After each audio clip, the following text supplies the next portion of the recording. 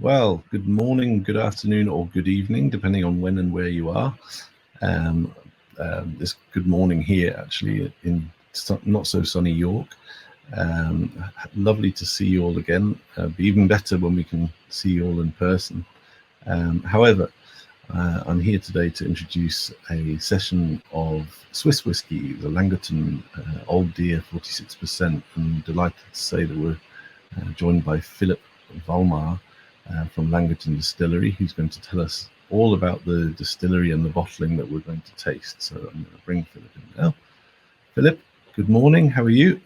Good morning, Eddie. Good, thanks. How about yourself? Yes, I'm very well, thank you. Slightly refreshed from a good night's sleep as well, which always helps. Very good.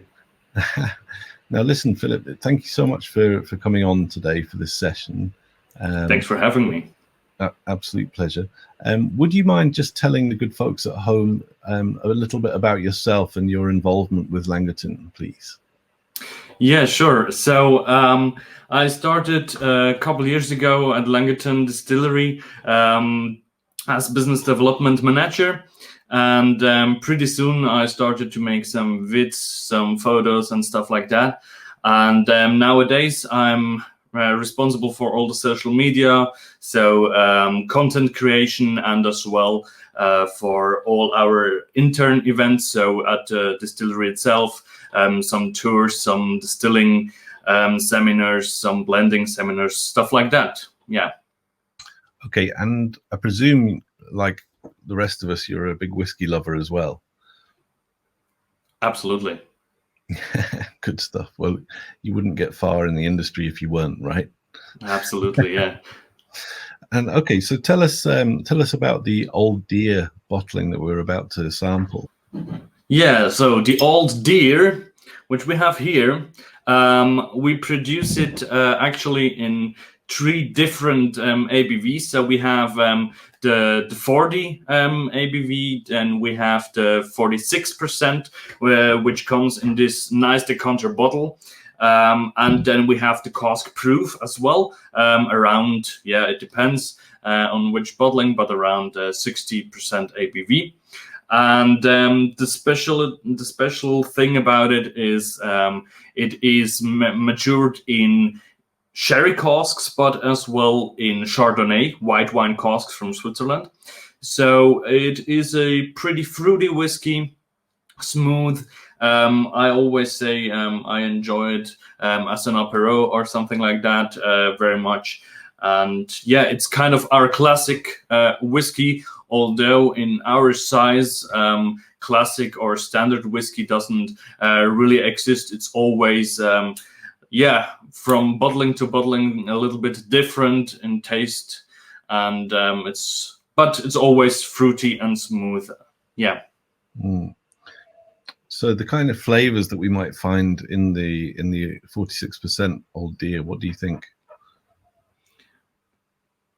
Well, I would say in the background we have a little bit of a bittersweet woodiness, but mainly I get like red ripe fruits, some berries. It's quite a bit of spice as well. Yeah. Maybe a bit of short crust pastry as well. I'm going to go have a little taste at full strength.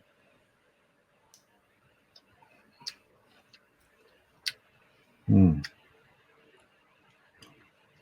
Yeah, it's very mouth-filling straight away. I'd say for a 46% of alcohol, it's pretty intense aroma-wise, right? Mm. Yeah, for sure. And that's definitely backed up on the palate as well. It's a real spicy, mouth-filling dram. So what's the it's not, as we've kind of explored in previous videos, age doesn't necessarily indicate anything other than age. But just out of curiosity, what are the kind of average age of the whiskies that go into this? Well, it is around 5 to 6 years nowadays. But it really depends. I mean, in the end, our master distiller and master blender, he just picks the casks he likes and he thinks that would fit into. But nowadays, an average of 5 to 6 years with the classic one is that's the case. Yeah. Well, I think that's quite a common thread nowadays, which I think is a good thing. Whereby you don't have to put an age statement on this, so it's best to put the best possible whiskey together rather than worry too much about an age statement. Exactly, the age statement is always a limitation, and like if you have a no age statement, then you can choose whatever cask you think would be fitting best to the whiskey. That's yes, exactly the thing. Yes. Now, listen, while we're enjoying that, Philip, would you mind telling us a bit about the history of Langatun? Because obviously, in the UK, it's not a brand we see too often. We're really happy to have it as part of the Festival in a Box because it helps to bring even more diversity to our range of whiskies that people are tasting. So it'd be lovely to hear a little bit about how the distillery was set up and when it was set up and that kind of thing. Of course, yeah. The history of the distillery goes actually back to the year 1857, I believe, when Jacob Baumberger, the so-called founder of the distillery, he had a brewery and a distillery at a town called Langenthal, Celtic Langatun. That's why it's called today Langatun. And this distillery and brewery got sold 2 generations later. And then Hans Baumberger, the great-grandson of Jacob Baumberger, after his pension, like with 65 years old, he decided to reopen the family business and start distilling whiskey. That was in 2005, I believe, somewhere around there. And then he started distilling whiskey. And that's actually the beginning of Langatun as we know it today, as well as the name Langatun itself comes from this time. Maybe something special here when you are familiar a little bit with the history of Switzerland and its spirits. You say it started 1857, but until 1999 it wasn't allowed to distill whiskey in Switzerland at all. How is it possible? Well, the thing is, we don't know what he really did distill back then, but it came with the Great War, when Switzerland stopped distilling whiskey, so it was forbidden to distill barley or potatoes or whatever you need to eat. So the food wasn't allowed to make alcohol, respectively distilling it. But we think that probably Jacob Baumberger did distill some whiskey because he was brewing beer, because he was also using peat for we don't know what, but he used peat, and that's the assumption that he as well produced some whiskey. Right. Well, it's always good to have a bit of mystery and intrigue, and I like to think that he was making whiskey. So do we. Yeah. So in terms of sort of modern times, you've been making whiskey since 1999. Is that correct? In Switzerland, it's allowed since 1999. Okay. At Langatun, we started a little bit after 2000, and I believe the real official start was 2005. Okay. And that's quite a while ago. I mean, that kind of dates back to when the likes of Kilhoman on Isla started to distill. So it's, you know, kind of the first tranche of new distilleries around the world, I guess. That's really good to hear. And in terms of the production process, Philip, is there anything you can tell us about how Langatun is made, and any particular quirks or differences to, you know, perhaps traditional single malt Scotch whiskies or other whiskies? Well, I can't tell you exactly how we do it. Obviously, that's the secret recipe, so to say. But I can tell you that we are having our own recipe. We are doing it a little bit different than other distilleries do. Yeah, but what makes us definitely special is the maturing. So we are specialized on different wine casks. Of course, we do have sherry casks, we do have rum casks, port casks, and whatnot. But we are definitely specialized on different types of wine casks. So from Italy, for example, Nero d'Avola, then we have Marsala, or we go to Madeira, Portugal, some Spanish wine cask like Rioja, even Chateau Quefreya. Yeah, so really a lot of different wine casks that we're using, and I think that's what makes us special. Do you tend to use, because obviously there is a wine industry in Switzerland, do you use kind of local wine casks as well? A lot, actually, yeah. So our base is or the most used cask would be the Chardonnay cask, white wine from Switzerland, as we have it here at the Old Deer, or all our cask finish range is always, the base is always a Chardonnay cask. And then we finish it with Rioja or Chateau Quefreya or whatever. So definitely wine casks from Switzerland, the Chardonnay casks are very important for us, yeah. Mm-hmm, mm-hmm. And just it is a single malt whiskey, is that right? Absolutely, yeah. Yes, so we do distill as well some rye whiskey or some corn or maize whiskey, which we can't call bourbon, we call it Bernbon, because the capital of Switzerland is Bern, so Bernbon. But yeah, it's not a bourbon, but it is, you know. Yeah. So yeah, but so mostly single malt, yeah. Okay, I don't know. Do you sell the rye or the Bourbon in the UK, or is that something that's kind of locally? Well, I don't know if some bottles made it to the UK, but mostly those two are sold in Switzerland only.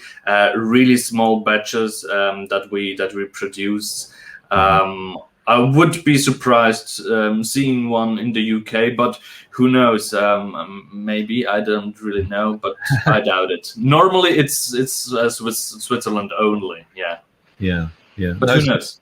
Yeah, it's just we've seen quite a lot of a number of rye whiskies, particularly coming from, you know, not too far away from yourselves. So I'm quite interested to see and even taste the rye whiskey, particularly that you guys make. Maybe I'll seek that out sometime. So, Philip, tell us, you know, what does the future hold for Langatun? What's the ambitions for the distillery? In terms of, you know, other markets, other expressions, different bottlings, that kind of thing. Is there anything you can tell us about the near or far future? Yeah, well, I would say the main thing that we are looking for is to maintain the quality. So we're not really looking for a exponential growth or something like that.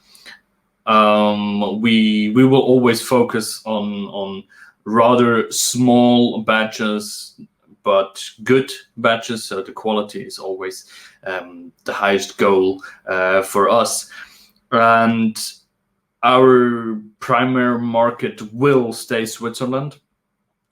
for sure, but two markets for us for the future are really, really interesting.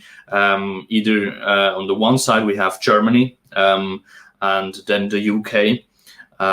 Surprisingly, because you guys in the UK make some fantastic whiskey yourself, and everyone knows that.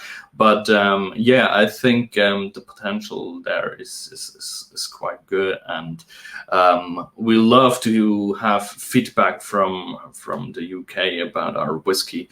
And yeah, always stay curious, try some new stuff, buy some different casks, and yeah, that's the thing. Always stay curious and try to make the best whiskey possible. And are there many other Swiss distilleries that you know of making whiskey?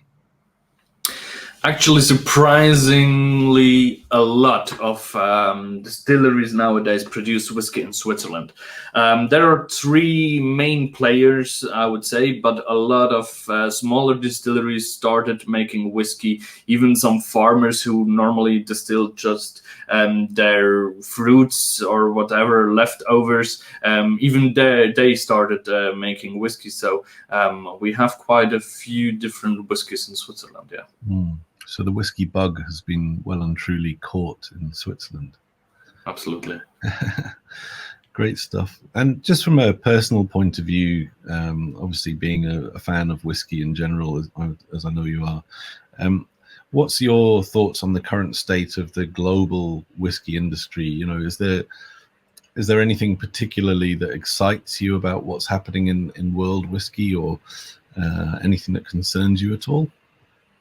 Well, on the one side, as we spoke earlier, the realization of the consumers that age doesn't really matter that much. I think that opens the world of whiskey massively, and I think that's a step in the right direction. I wouldn't say don't go with any age statement at all. No, that's not what I'm saying. But I think it is really important that the people stay curious and try things that have no age statement, because there's a lot of good stuff without age statement at all. So I think that this is going in the right direction, as well as yeah. The world of whiskey is growing. People are exploring lots of whiskeys from different countries than just America, Scotland, and Ireland nowadays. And there are a lot of distilleries all over the world that produce amazing whiskey. And that's really something I enjoy, hearing people talking about, I don't know, South African whiskey or whatever, and that opens the minds, definitely, and that's something I really enjoy. For me as well, to explore some other whiskeys from all over the world. No, you're absolutely right. I think even this festival in a box that you're taking part in, we have whiskeys from parts of the world. 10 years ago, 20 years ago, you would never have thought to see. So it's a really exciting time to be part of the whiskey industry. I'm sure you agree. Absolutely. Yeah. Well, Philip, thank you so much for coming on today. It's been a real pleasure to talk to you, and thank you for the Old Deer, the 46%. It's really delicious. It's a very suitable breakfast whiskey, I can confirm. Thank you. And we look forward to hopefully seeing you in person in the not too distant future. That would be nice. Yes, well, I think we're all looking forward to the time when we can all actually get together and enjoy each other's company with some drams and beer. Absolutely. Yeah, thank you very much. It was a pleasure to be here and have a dram with you. Really nice. Thank you very much. Thank you very much, Philip. And thank you to the viewers at home. I hope you've enjoyed the session. If it's not your last one, then go and do another one. Thank you.